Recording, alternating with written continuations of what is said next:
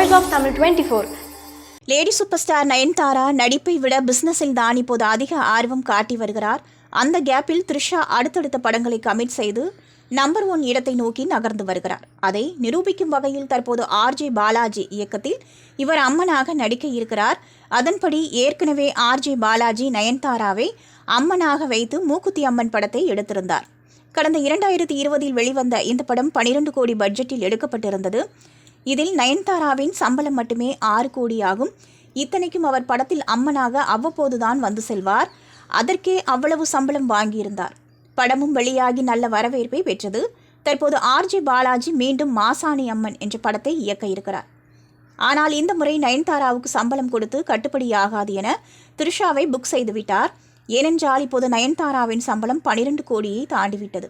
அதை கேட்டு அரண்டு போன ஆர்ஜே பாலாஜி த்ரிஷாவிடம் சரணடைந்து விட்டார்.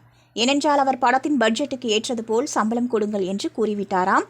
மேலும் இந்த படத்திற்காக அவர் 10 முதல் 12 நாட்கள் வரைதான் கால்ஷீட் கொடுக்க வேண்டும். அதனாலேயே த்ரிஷா இப்போது சந்தோஷமாக அம்மன் வேஷம் போட தயாராகிவிட்டார்.